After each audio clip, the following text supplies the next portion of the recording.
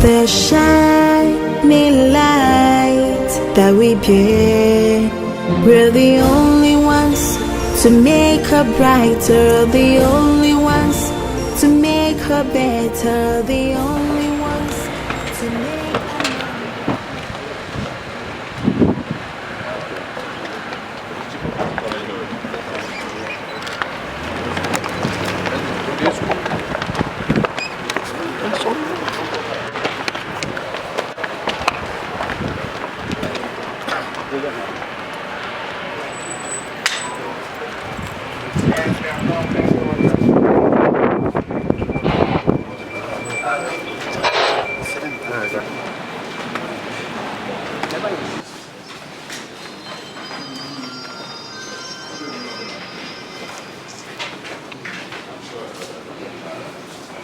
This is gonna wait for the next person. Yeah. I wrote the message down when I was in.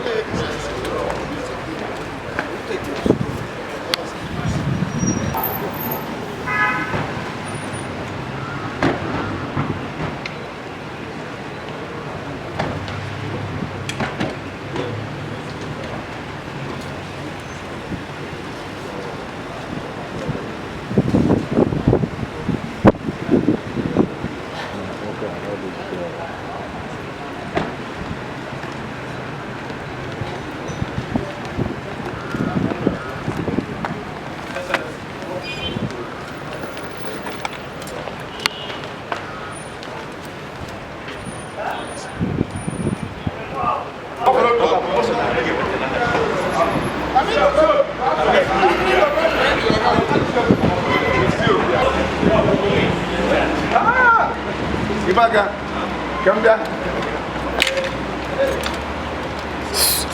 Come back now. Police press. Police press. Other police, come up.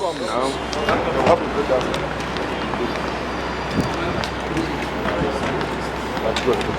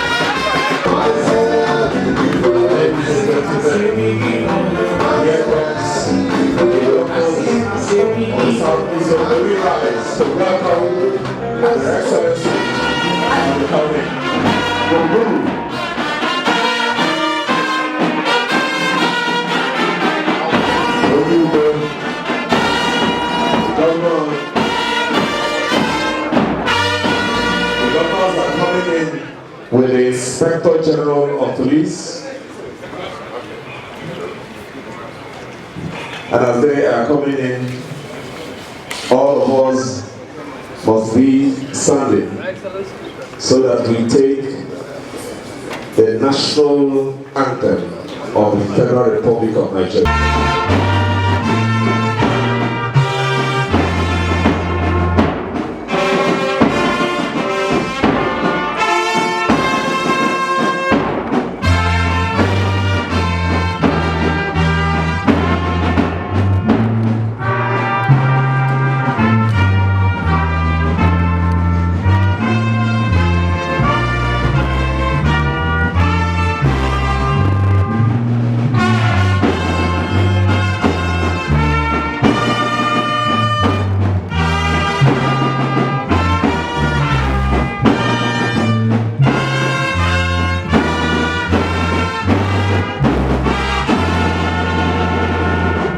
and in all we do in Enugu State, we give God due glory, honor, and adoration. It is my great privilege to invite my brother governors, the Governor of the Ebonyi State and Chairman, Southeast Governors Forum, His Excellency Engineer, Chief Mweze David Umahi, Ako Baroda, the Governor of Anambra State, His Excellency Chief Dr. Willie Obiano, Akpoko Dike Global, the Governor of Abia State, His Excellency Dr. Victor Kesidazo, and the Governor of Imo State, ably represented by the Deputy Governor, His Excellency Professor John. To join me in welcoming the Inspector General of Police of the Federal Republic of Nigeria, Muhammad Adam Abubakar, NPM, MNI to Enugu State. I revered IGP, I recall that he served as Commissioner of Police in Enugu State during the first term of our administration. I'm happy to remark that while you had forth as Commissioner of Police in this state, you became conversant with the environment and endeared yourself to the residents due to your sterling performance. It is therefore homecoming for you, and I happily welcome you to a very familiar terrain. I respectfully welcome heads / commanding officers of other security agencies to Enugu State. I acknowledge all the strategic stakeholders here as respectfully and respectively recognized area. It is our conviction that security is indeed everybody's business. It is our profound honor as a state to play host to this Southeast Geo-Political Zone Security Summit, which is one in the series of your engagements with different geopolitical zones in our great country on matters of security. Enugu has a rich history as the capital of Eastern Nigeria. Welko was a major exchange capital of Eastern Two States, capital of old Anambra State, capital of old Enugu State when our Abakaliki of Ebonyi State was part of us, and is currently the capital of the new Enugu State. I therefore welcome you to the Southeast Zone headquarters, the heartland of Eastern Nigeria. This summit could not have come at a better time than now, given the developing security challenges in the country. We were delighted when we were communicated about this summit and look forward to today's event with fervent expectation that its outcome will facilitate the rejigging and retooling of the security architecture in the Southeast Geopolitical Zone and bring it up to speed with the emerging dimensions of insecurity and criminality. That expectation, in my judgment, seems more reinforced with the reassuring President of the Inspector General of Police, the caliber of commanding officers of the security agencies, and the vast array of stakeholders that I see here today. This summit is therefore both timely and most compelling, and I congratulate the Inspector General of Police and his team for this great initiative. As a government, we've now rested on our oars in providing a safe and secure environment for residents to live, work, and enjoy their leisure. By strengthening our neighborhood watch associations, blaze the trade in enthronement of forest guards, which is a novel initiative of the Southeast Governors Forum, and have continued to support the security agencies in our state with security patrol vehicles, communication gadgets, etc. We institutionalize the needed collaboration between our neighborhood watch group, forest guards, and security agencies, especially in the area of intelligence sharing. Enugu State Trust Fund law is in place to ensure sustainable support for security agencies in the state, while the state forest guards law is before the Enugu State House of Assembly. We are also on the threshold of deploying our automated drone surveillance solution to give the needed impetus to our security surveillance. Our administration fully understands that the primary purpose of government is the security of welfare of the people as enshrined in Section 14, subsection 2B of 1999 Constitution of the Federal Republic of Nigeria as amended. This is our contract with the good people of Enugu State, and we are irrevocably committed to it. It is our hope that this uncommon assembly of subject matter experts in security utilize the qualities input from strategic stakeholders to chart the course for improved security of the Southeast Geopolitical Zone as a significant cofactor in economic development. I assure you of our willingness, preparedness, and readiness to do the needful to change the security narrative of to our environment. In the meantime, I invite you to enjoy the serene ambience and immutable hospitality for which Enugu State is known. I wish all of us a very fruitful celebration. Thank you and God bless.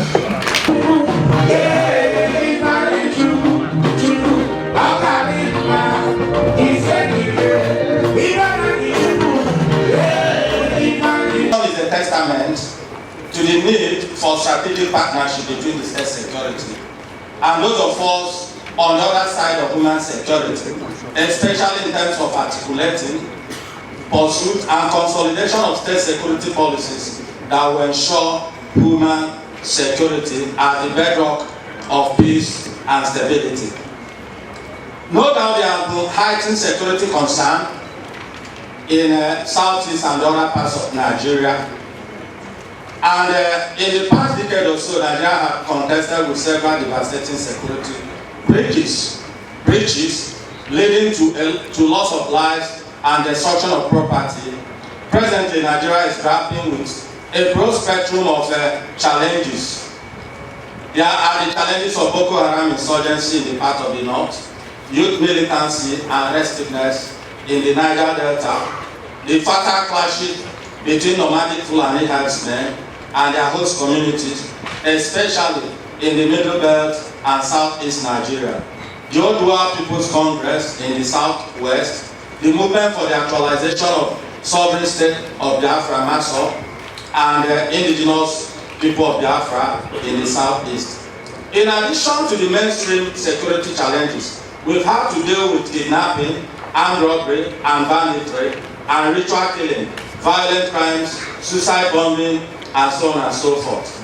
It is as a result of these rising incidents of security challenges that the Nigerian police entrusted with the responsibility of providing civil security has deemed it necessary that there should be a more robust and a better appreciation of the security architecture in Nigeria. To that extent, the whole idea behind the rest of us in this auditorium is to appreciate that security architecture of the society is about our well-being, and it has a collective dimension where all of us should be involved. The whole overview of community policing. What do we really, when we talk about community policing, what are the underpinnings? What are we saying? Community policing aims at positioning the police and the public to cooperate in a win-win situation of mutual consultation and partnership, so that both the police and the public will have a common medium of addressing problems of crime, physical and social disorder. Community policing therefore seeks to improve public confidence, increase the satisfaction of service users and providers, and increase public involvement in policing. In other words, making sure that every other person realizes that policing is a job that everybody should have a stake.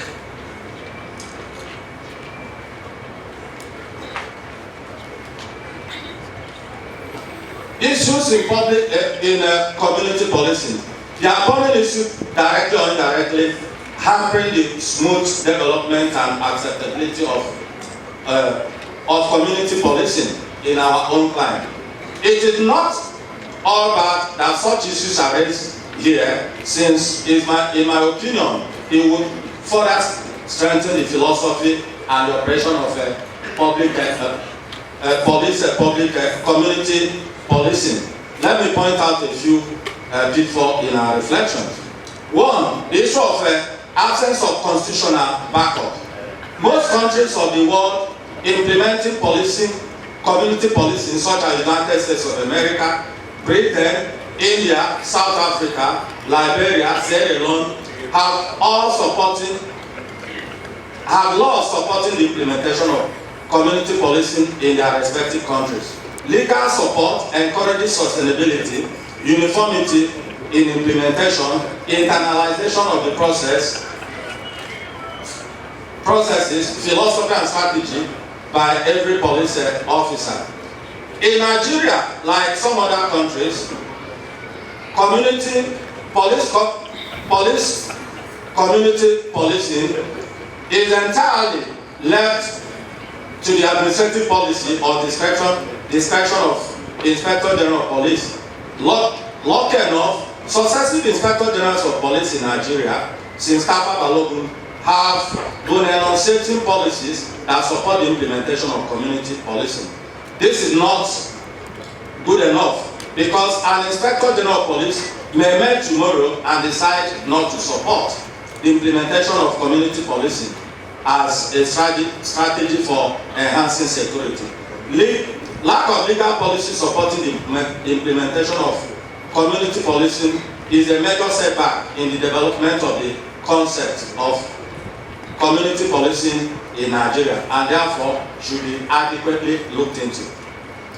The other issue, is the conception that community policing, is seen as a way of softening policing, which is supposed to be mainly law enforcement, and they set hard on criminals rather than community prevention and service delivery to improve the quality of life.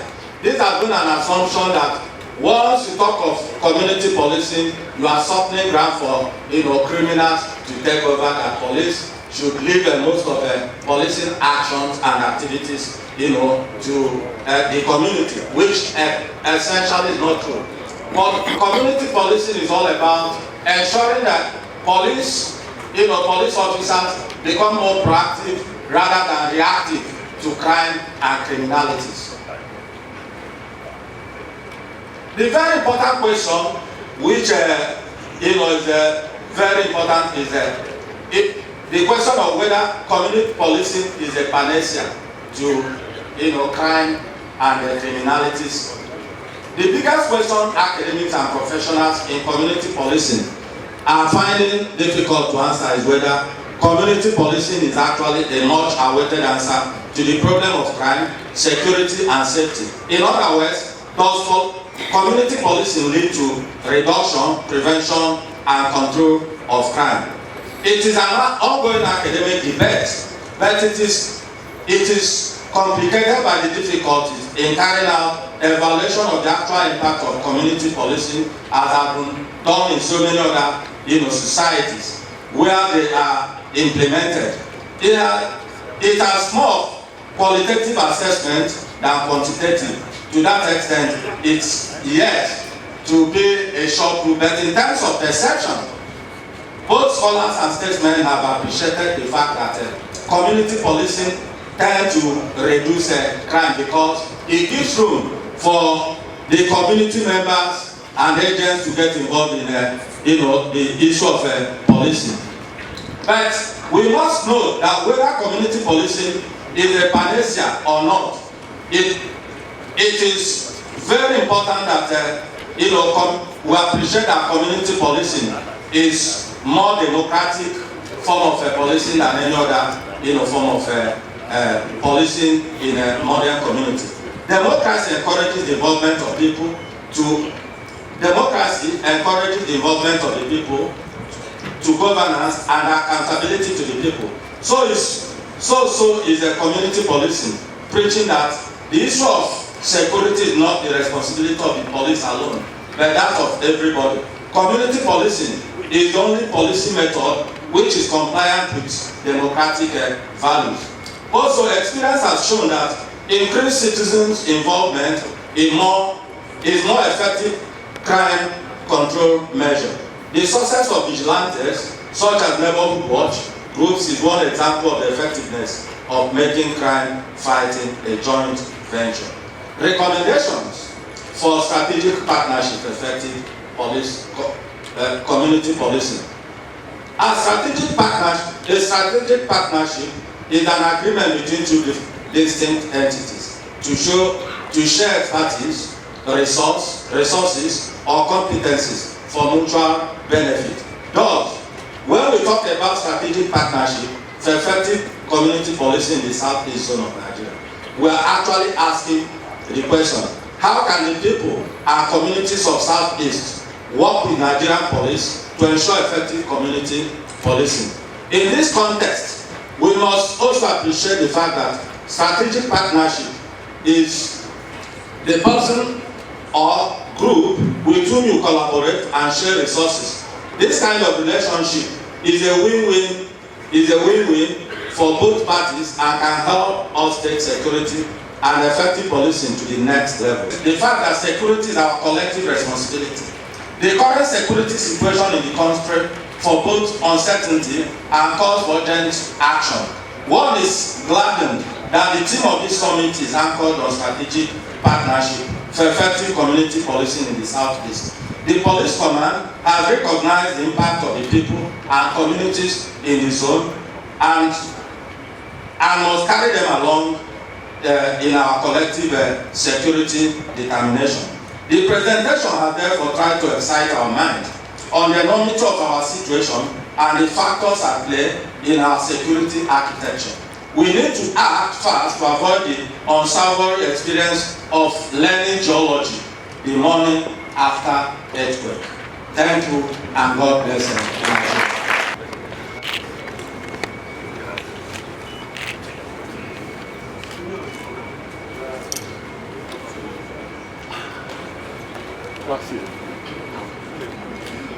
Wanted to protest, but we didn't see you. I feel highly honored and delighted to address this rich gathering of executive governors, royal fathers, and other strategic stakeholders across the states in the Southeast Geo-Political country. This event is convened within the framework of our community policing initiative and as part of the strategies of the Nigeria Police to employ an all-inclusive strategy towards aiding us in the achievement of our internal security mandate, particularly in the southeastern states. This policing approach is essential for a number of reasons. Firstly, the increasing complexity of crime and the challenges of policing a vast and diverse country like ours are combined to make it imperative that a people-oriented approach be adopted. Secondly, public trust, consent, and partnership are the foundation upon which policing rests.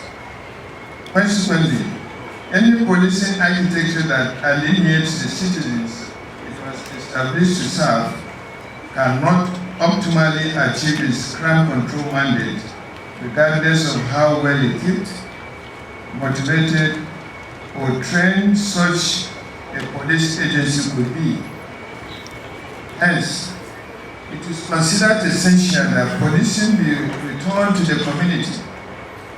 This requires that the Nigerian police should continually engage the citizens in seeking their input and soliciting their support in addressing peculiar security challenges as they affect the diverse localities. The attainment of this objective requires the adoption of citizen-driven pathways for the purpose of identifying, dissecting, and prioritizing security threats, working together to evolve strategies directed at tackling the threats. This essentially is the purpose of this summit. The pace of security summit in the sixth this one is the sixth in the series that we have convened. We have previously held similar engagement in the Northwest Geo-Political Zone, which was hosted by the Katsina State Governor. That was on the 1st of August 2019. The Southwest Geo-Political Zone was also hosted in Oyo State by the Governor on the 2nd of September 2019. The Northeast Geo-Political Zone was hosted by the Governor of Borno State, which was on the 5th of November 2019. And the South-South Geo-Political Zone was hosted in Delta State by the Governor of Delta State on 26th of November 2019. And the last one, and the best, is the one we are hosting in the Southeast.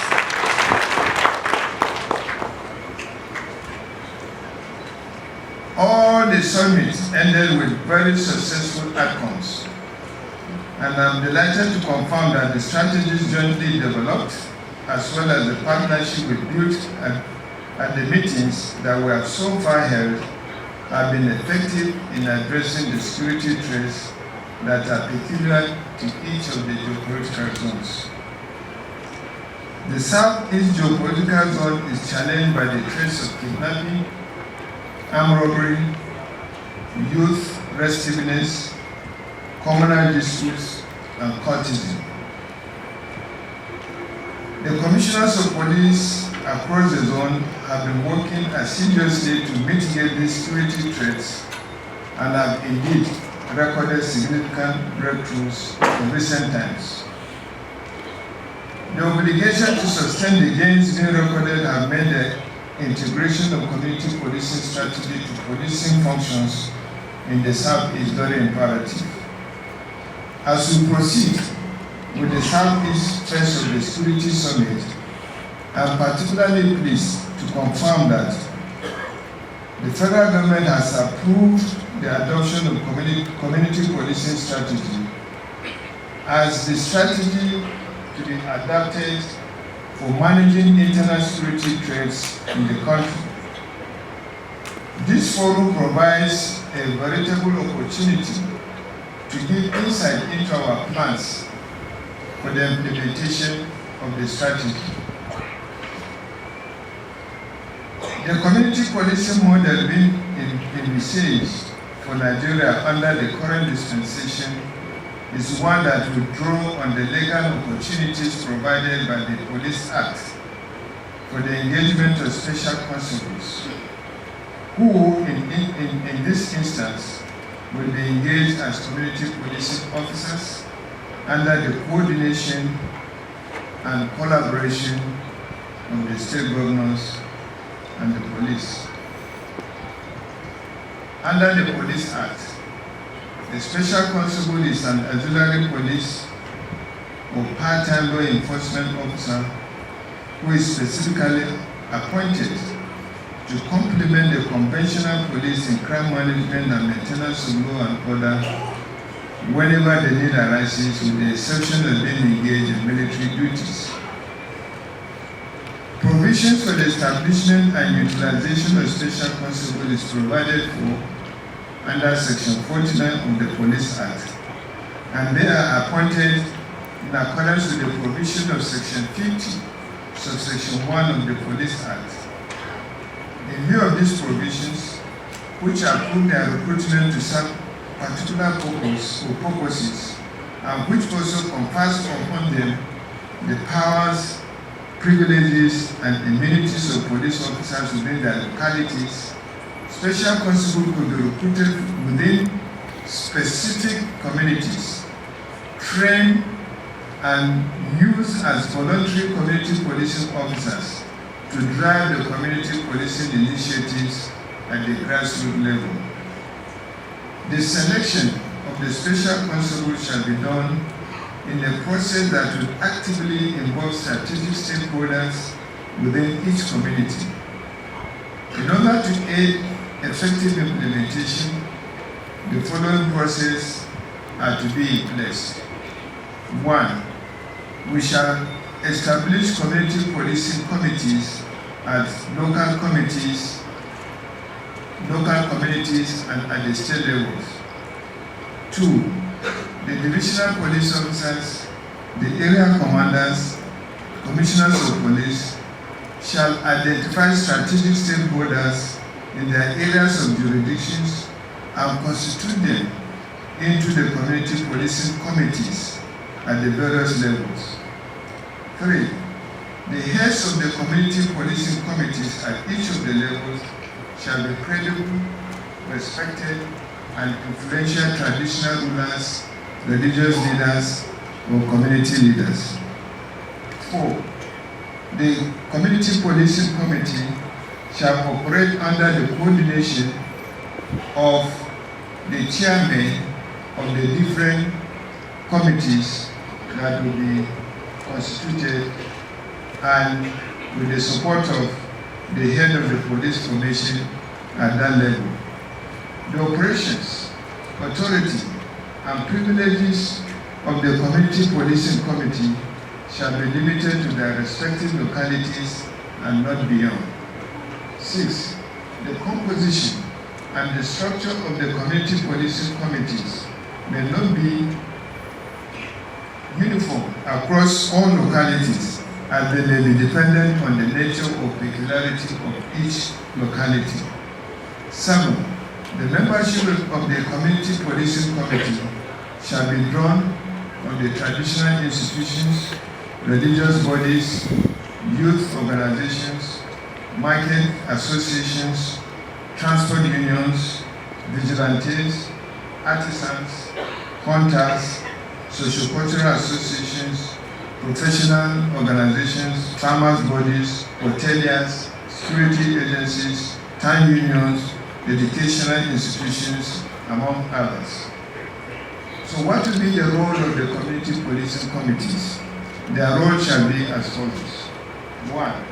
To assist the police in the identification, vetting, and selection process of community policing officers within their localities. 2. They will help in identifying security threats in their communities and work with the local police in evolving appropriate approaches towards addressing them. 3. They will advise on general security issues as they affect their communities. 4. They will offer feedbacks on issues touching on police-community partnership with a view to aiding the sustenance of trust between the police and the community in furtherance to the attainment of the objectives of community policing and sustenance of community safety and security. The implementation process also provides that special constable shall be recruited to act as community policing officers. The recruitment process is to be guided by the provision of Section 48 to Section 50 of the Police Act, and they shall be trained and be kitted in specially branded Nigerian police uniform. The duties of the community policing officer shall include assisting the police in crime detection and prevention, conflict resolutions, criminal intelligence gathering, and law and order maintenance. They shall also be deployed to complement the conventional police in the patrol of public space within their localities. Other duties include reassuring and advising the public on public safety, crime prevention, and security tips, dealing with minor offenses and social vices, working with the community, schools, and youth, people, business of communities, religious bodies, and so on and so forth. Your Excellencies, the key factors in addressing the security threat in the Southeast is that we should, as people, be determined to build a consensus, partnership. I'm convinced that the adoption of community policing strategy will help us in this process. When fully operational, the strategy will free up the human and material assets of the Nigerian police, which are currently tied down to the management of low-level crimes, and strengthening our capacity to redirect our assets and operations on high-profile crimes that constitute major threat to community safety and security. It is my expectation that this gathering will explore further the implementation process of community policing initiatives and offer inputs that will guarantee the success of the initiative in the Southeast. While I assure you of the unwavering determination of the Nigerian police to deploy all its assets towards guaranteeing safety and security of all citizens across the country, I shall continually solicit the input and support of all in achieving this objective. This is because it is only when we work in solidarity that we can defeat our common enemies, who are the criminal elements in our midst.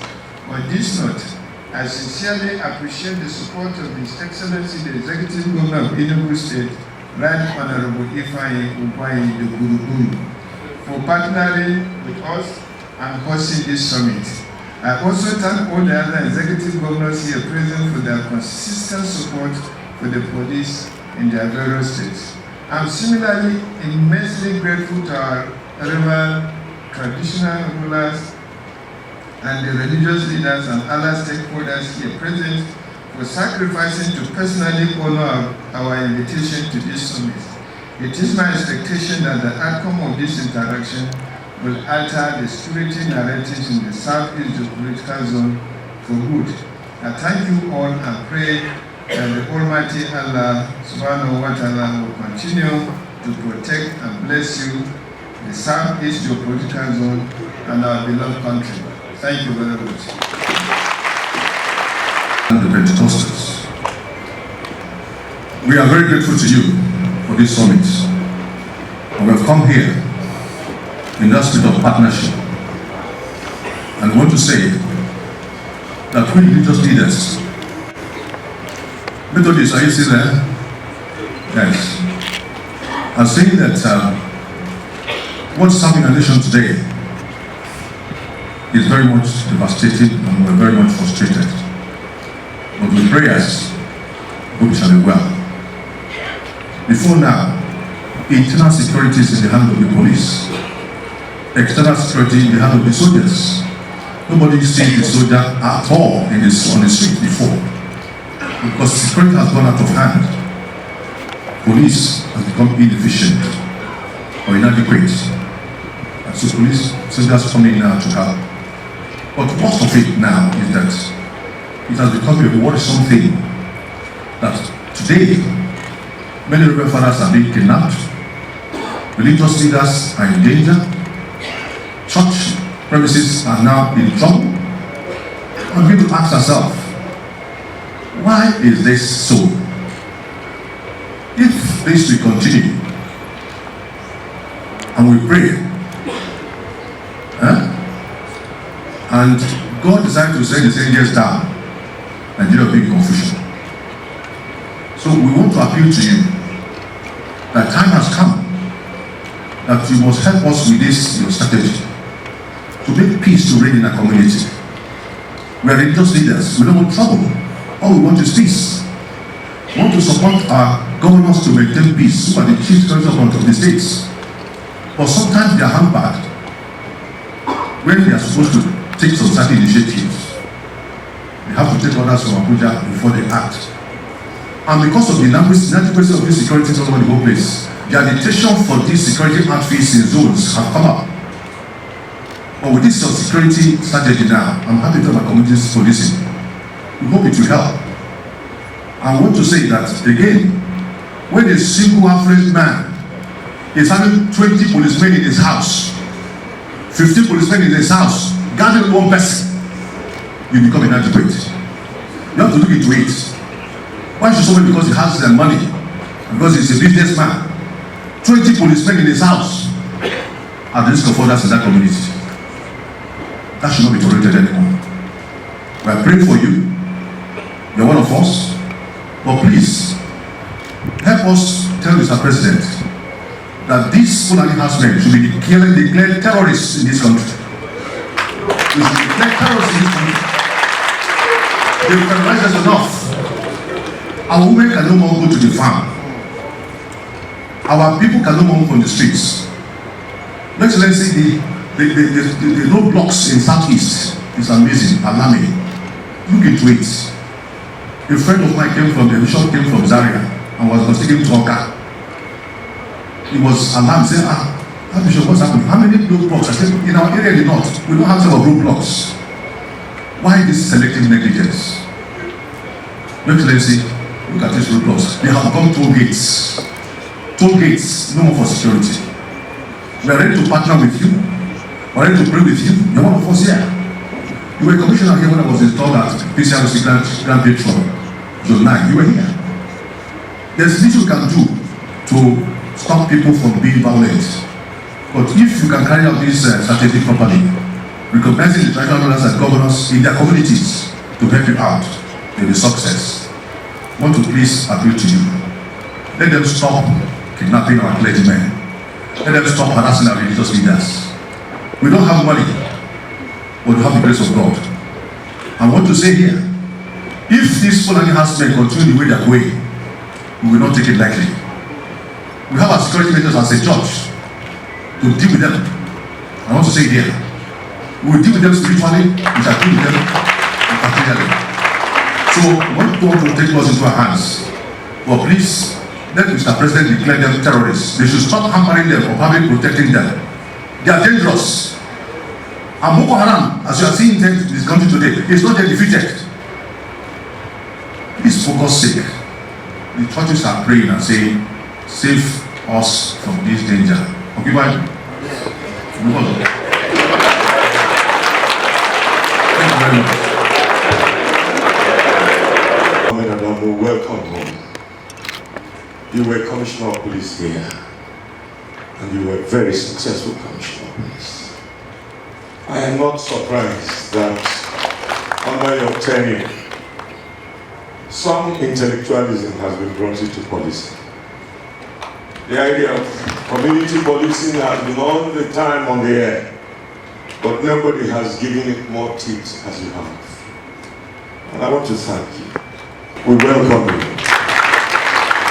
I listened to your speech very, very actively.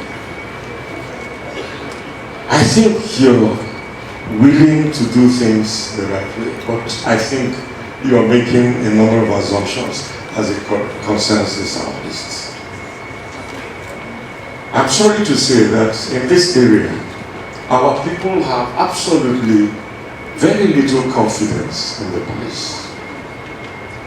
I say so for the following reasons. I once traveled between Enugu and Onitsha, and I recorded 17 checkpoints. And as the bishop told me, in these checkpoints, both army and police, there was no disguise about the fact that they were toll gates. The former GOC had to dismantle one in Chiripa. It was in such bad taste that they used 14, 15, 16-year-old children to come and take money from commercial vehicles while they are playing drafts. And the GOC went on recce himself and confirmed that this was happening. There was another one in a place called Ozara, in Ibuiti local government. This happened. The road safety corps, in spite of its intellectual sophistry, is probably the worst. Am I saying the truth? Look, this, our governor has once stopped to engage the road safety corps about what they were doing to our children on the road. The way we are treated here, you get the impression that nobody cares. So if you bring the best police community organization here, the jurisprudence of law enforcement is that if the people that you are making the law for do not have confidence in the law, they have no compliance. As far as they are concerned, they are the people who have come to exploit us, not to protect us. Mr. IGP, our farms are daily devastated by cows. And the headers who devastate these farms carry AK-47 rifles. I once photographed one on 9 Mile Corner and circulated it on the internet. Of course, when they invaded the Catholic Church in Benue, it was no secret. They even took the clothes of the choir that they had killed and danced around with it, and their faces were all over the social media.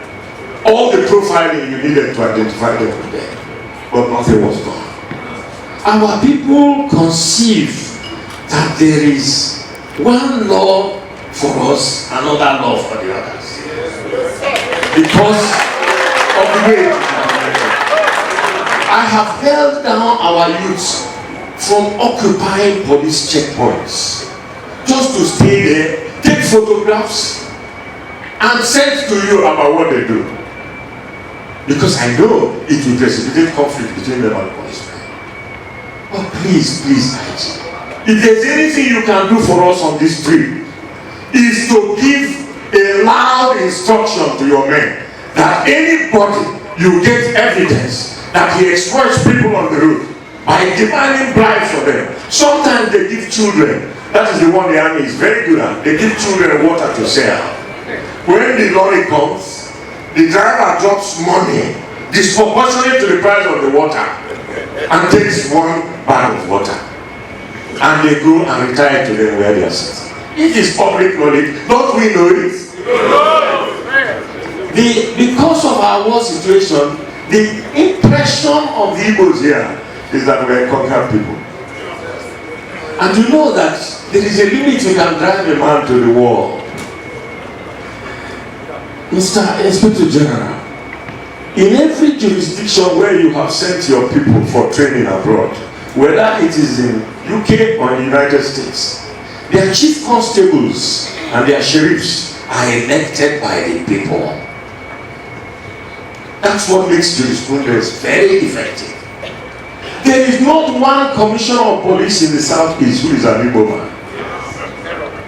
There is only one director of SSS in Igbo land. I think he's in Igbo. Who is an Igbo man?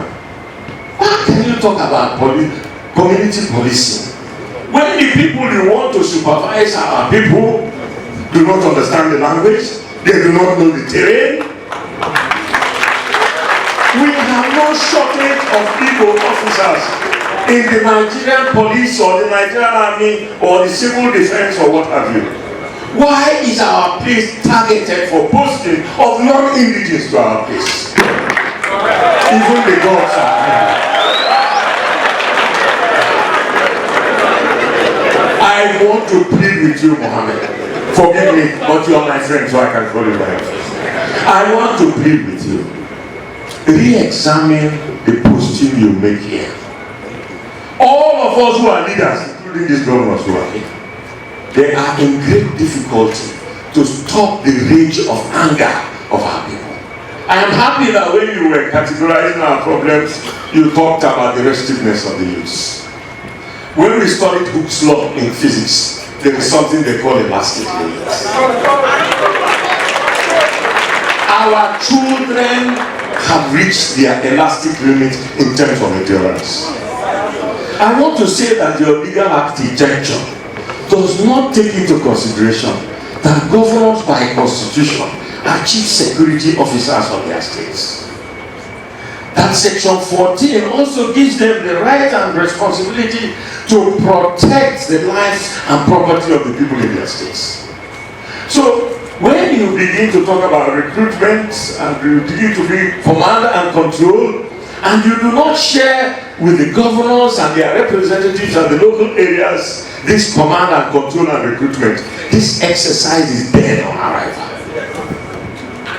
If our elected representatives are not part and parcel of the command and control, it is dead on arrival. They will believe that it is the same people who are on the checkpoints who are coming to dilute our local security. Do you know that in the villages, without community policing, we know all the thieves? It is very easy to police our local villages, isn't it? If you bring this community policing and bring the usual police administration or army administration there, it has failed on arrival. True or false? So, Mr. Inspector General of Police, I want to tell you that inside our mind, what our people want is to own our domestic security. That is in keeping with our tradition, is in keeping with our custom. There must be a way in which the law will allow us to have our own Ogunigwe security outfit. We will respect your position as Inspector General of Police. We will respect you as the final arbiter on all matters concerning domestic security. But please, allow us some independence to look after ourselves, because so far the system has failed. I welcome you to Enugu. And I want to beg you and our governors to please do not consider if I did before the end of this meeting. My wife's junior brother is lying dead. And we have a service for him at 5 o'clock in Anambra State. And you know, if you don't respect domestic obligations, your house can be thrown overboard. So I do hope that I have your permission to leave wherever you load your head, and I ask you. Thank you very much for being here.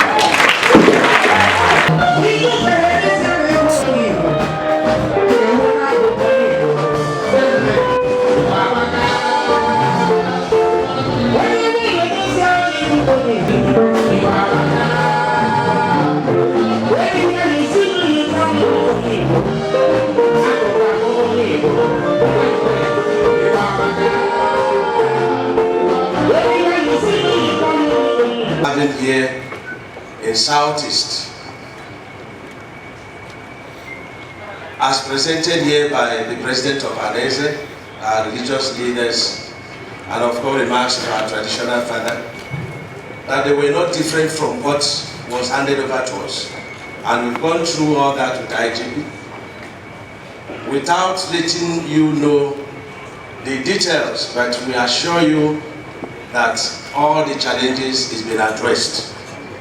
And before I will read our communique, let me assure you that the community policing was properly and in full details explained to us, and it's not different from our neighborhood watch, our vigilante, Operation Ochapo, the forest guards, the herdsmen, and gatekeepers, herdsmen and farmers conflict committees, and others.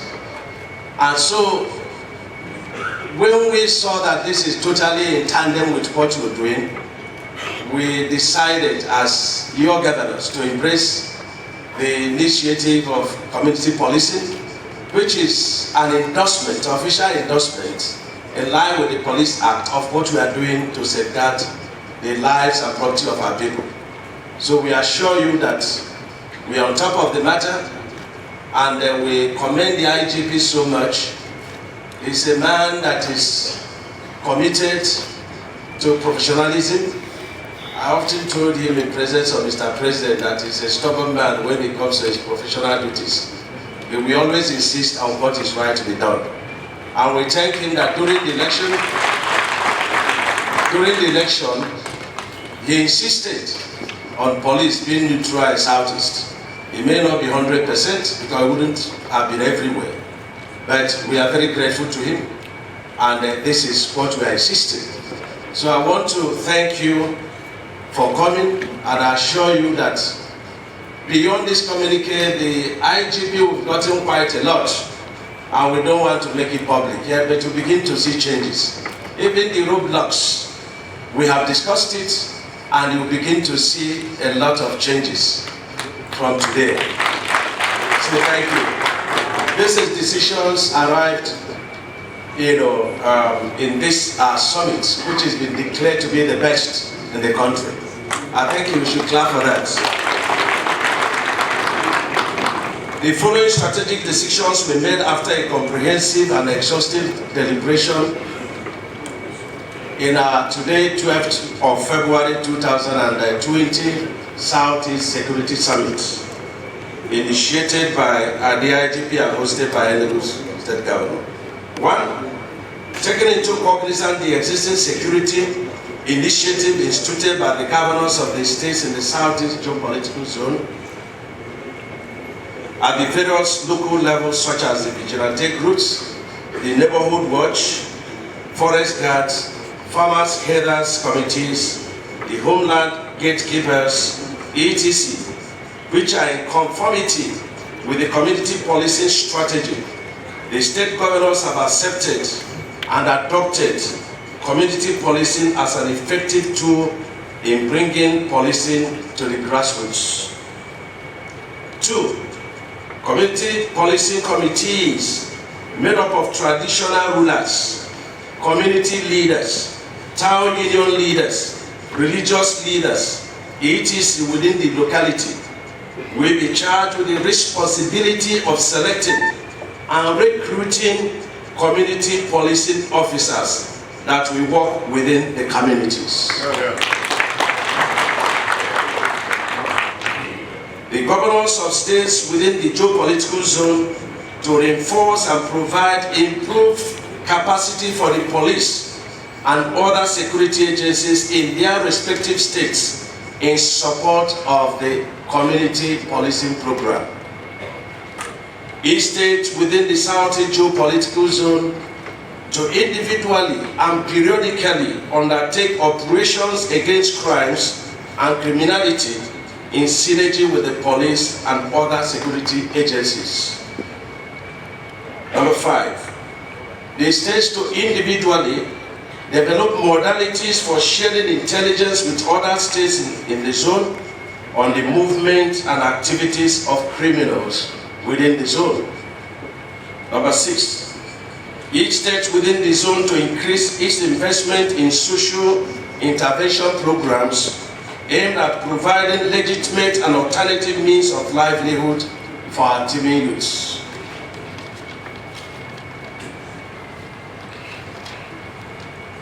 Number 7, the state governors within the geopolitical zone to have joint security meetings on quarterly basis to assess the security situation within the zone.